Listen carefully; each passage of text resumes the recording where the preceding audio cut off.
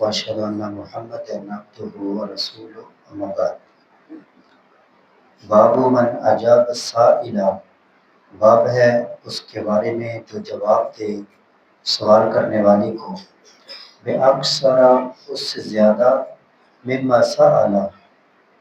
جو سے سوال کرے، یعنی سوال کرنے والے نے جتنا سوال کیا تو جواب دینے والا اس سے زیادہ جواب دے دے۔ قال حدثنا آدم قال حدثنا ابن ابي ذئب عن نافع عن ابن عمر، سیدنا ابن عمر رضی اللہ عنہما سے روایت ہے، یعنی نبی صلی اللہ علیہ وسلم سے روایت کرتے ہیں، ان رجلا کہ ایک آدمی نے سألہ آپ صلی اللہ علیہ وسلم سے سوال کیا، ما یلبس المحرم کہ محرم کیا پہنے، فقال آپ نے فرمایا لا یلبس القمیص، یا لا یلبس القمیص، سین کے اوپر ضمہ اور کسرہ دونوں پڑھ سکتے ہیں، لا یلبس سکون ہو جائے گا لائی نہیں، اور آگے ملانے کے لیے کسرہ ہو جائے گا، یا لا نفی پھر ضمہ ہوگا، لا یلبس القمیص وہ قمیص نہ پہنے۔ اس نے سوال کیا کہ کیا پہنے، اور آپ نے بتا دیا فلاں فلاں فلاں چیز نہ پہنے، یعنی باقی جو مرضی پہنے، ولل امامہ پگڑی نہ پہنے، قمیص جو سلی ہوتی ہے۔ تو محرم حج کرنے والا، عمرہ کرنے والا جب احرام باندھ لیتا ہے تو اس کے بعد قمیص اور امامہ ولا سراویل اور نہ شلوار، ولا برنس اور نہ برنس، ایسا کوٹ جس کی ٹوپی ساتھ ملی ہوتی ہے اس کو برنس کہتے ہیں، وہ بھی نہ پہنے، ولا ثوبن اور نہ ایسا کپڑا پہنے، مسح الورس،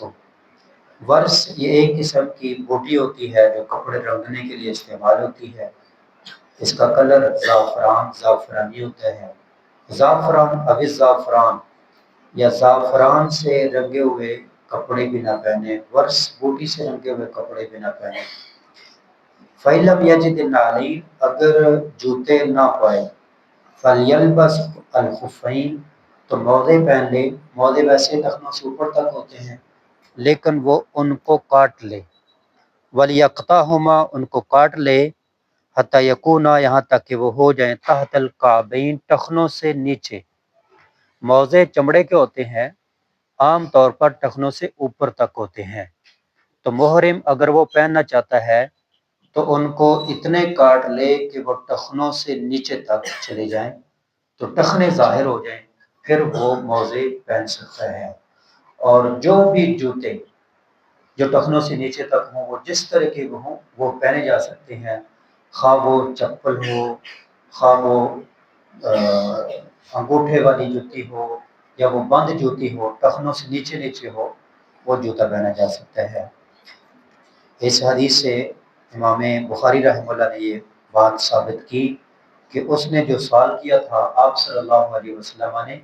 جواب کے اندر ایسا جامع جواب دیا، ایک ہے کہہ دیتے فلاں کپڑا پہن لو،